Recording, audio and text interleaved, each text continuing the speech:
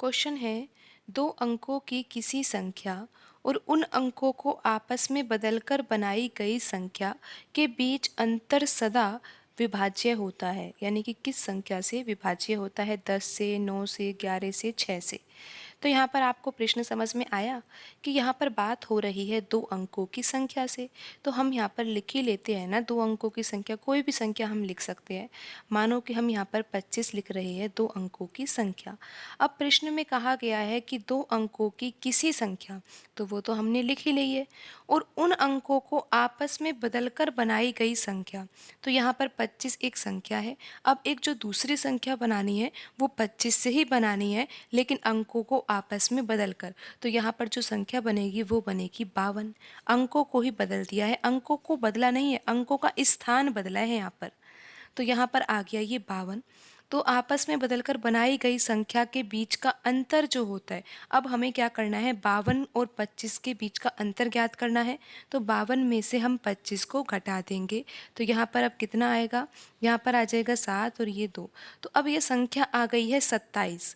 यानी कि एक संख्या हमने मानी दो अंकों की 25, फिर क्या किया, अंकों को आपस में बदल दिया, तो संख्या बन गई 52। फिर इन दोनों संख्याओं के बीच में अंतर निकाला, तो अंतर आया 27। तो अब हमें ये देखना है कि जो ये अंतर आया है ये किस संख्या से विभाजित होता है। तो 10 से विभाजित होगा, 27 नहीं होगा। विभाजित होने का अर्थ यहाँ पर आपको ये लेना है कि पूरा पूरा विभाजित होना चाहिए, पूरा पूरा भाग जाना चाहिए। 9 से तो पूरा पूरा भाग चला ही जाएगा 27 में, 11 से नहीं जाएगा और 6 से भी नहीं जाएगा। तो यहाँ पर आंसर क्या होगा, ऑप्शन बी यहाँ पर सही आंसर होगा। आप यहाँ पर समझ ही गए हो कि यहाँ पर जो ये 27 आया है ये 9 से विभाजित है। आप यहाँ पर कोई और भी उदाहरण ले सकते हो, दो अंकों की कोई भी संख्या ले सकते हो। जैसे कि आप मान चलो कि आप ले रहे हो 74 और आप अब स्थान बदलोगे तो क्या होगा, ये संख्या 47 हो जाएगी। फिर आपको क्या करना होगा, 74 में से 47 घटाना होगा। तो यहाँ पर आ जाएगा 2, यहाँ पर 7 आ जाएगा और यहाँ पर 2, तो ये आ जाएगी 27। तो 27 में 9 का भाग पूरा पूरा चला ही जाता है। तो यहाँ पर अब आपको ये समझना है कि ये ऐसा हो क्यों रहा है। अब आपको ये पता है कि जैसे हम कोई संख्या 52 लिखते हैं, तो 52 को हम व्यापक रूप में कैसे लिख सकते हैं, 5 का गुणा 10 से करना है। यानी कि 5 जो है वो दहाई के स्थान पर है, तो 5 का गुणा 10 से करना है तो 50 आ जाएगा। और ये 2 है, 2 इकाई के स्थान पर है, तो 1 का गुणा हमें करना होगा 2 से।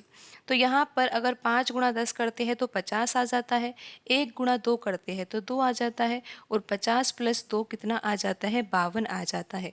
तो अब आप मान चलो कि हम किसी संख्या को एक्स वाई लिख रहे हैं।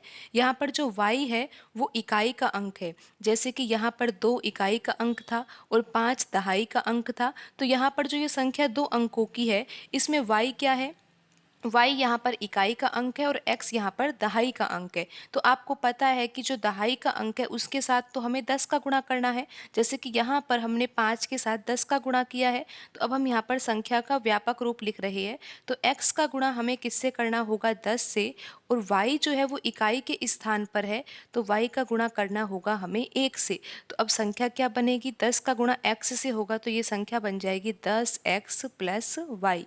तो अब आपको क्या करना है, संख्या जो है उन अंकों को आपस में बदलना है। यानी कि जो संख्या हमने लिखी है x और y, एक्स वाई बनी है, तो अब हम इसके अंकों को पलट देंगे तो संख्या बन जाएगी yx। तो अब yx का व्यापक रूप कैसे लिखेंगे हम, y अब जो है वो कौन से स्थान पर चला गया, दहाई के स्थान पर चला गया, तो यहाँ पर y के साथ तो हमें 10 का गुणा करना होगा, और x जो है वो इकाई के स्थान पर है, तो x का गुणा हम 1 से करेंगे, तो संख्या बन जाएगी 10y प्लस x। तो अब आपको पता है कि जो एक संख्या एक्स वाई हमने मानी थी दो अंकों की, उसका व्यापक रूप है 10x प्लस वाई, और जब अंकों का स्थान बदल दिया जाता है तो संख्या बन जाती है 10y प्लस एक्स। और प्रश्न में कहा गया था अब हमें क्या करना है, इन दोनों संख्याओं का अंतर निकालना है। तो यहाँ पर अब आप देखिए कि एक संख्या तो क्या है यहाँ पर 10x प्लस वाई, और जब अंकों का स्थान बदल दिया तो संख्या बनी है 10y प्लस एक्स। तो इसको घटाना है तो माइनस का चिन्ह लगाएंगे और यहाँ पर लिखेंगे 10y माइनस एक्स।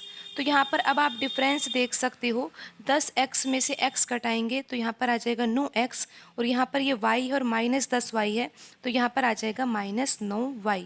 और अब आप देख सकते हो कि यहाँ पर जो अंतर आया है वो किसके बराबर आया है, 9 हम कॉमन लेंगे तो कोष्टक में आ जाएगा x माइनस वाई। तो यहाँ पर अब आपको ये समझ में आ गया कि जब हम दो अंकों की संख्या, जैसे दो अंकों की संख्या यहाँ पर आप मान लीजिए एक्स वाई है, और दूसरी संख्या क्या, अंकों को आपस में बदलना है तो संख्या बन गई वाई एक्स। इसका व्यापक रूप लिखा तो बना 10x प्लस वाई, और इसका व्यापक रूप लिखा तो बना 10y प्लस एक्स। और जब हमने माइनस किया इनके बीच में तो यहाँ पर डिफरेंस आ गया 9x माइनस वाई। तो अब आप यहाँ पर समझिए कि जब हम दो संख्याओं का अंतर निकालते हैं तो क्या आता है, 9 कोष्टक x माइनस वाई। तो यहाँ पर 9 तो आ ही रहा है तो वो संख्या 9 से विभाजित होगी ही। जैसे कि अभी हमने एक संख्या 52 मानी थी और दूसरी संख्या क्या थी, यानी कि इसके ही अंकों को बदलकर दूसरी संख्या क्या बनी थी, 25 बनी थी। तो जब हम 52 में से 25 को घटाते हैं तो यहाँ पर अंतर 27 आता है। अब 27 के जब हम गुणनखंड करते हैं तो ये आता है 9 गुणा 3। तो अब आप यहाँ पर देखिए कि जो यहाँ पर ये अंतर आया है ये व्यापक रूप का, तो 9 तो यहाँ पर आ ही रहा है तो हमारा भी यहाँ पर 9 आ गया। लेकिन अब आप ये देखिए जो x माइनस वाई है ये क्या है, वास्तव में ये यहाँ पर ये जो संख्या लिखी है ये संख्या के अंक ही है। अगर यहाँ पर हम देखें तो 5 में से अगर हम 2 घटाते हैं तो कितना आता है, ये 3 के बराबर आता है, और यहाँ पर 3 ही लिखा हुआ है। समझे आप। तो यहाँ पर जो ये संख्या है वो किससे विभाजित होगी, हमेशा 9 से विभाजित होगी। दो अंकों की संख्या हो, यानी कि आप समझो प्रश्न को, दो अंकों की किसी संख्या और उन अंकों को आपस में बदलकर बनाई गई जो संख्या होती है उनके बीच का जो अंतर होता है वो सदैव 9 से विभाजित होता है। क्योंकि यहाँ पर आप देख सकते हो कि 9 तो यहाँ पर आ ही रहा है तो वो संख्या 9 से विभाजित होगी। जो इन दोनों संख्याओं के बीच का अंतर आएगा वो संख्या 9 से विभाजित होगी। तो यहाँ पर ऑप्शन बी सही होगा।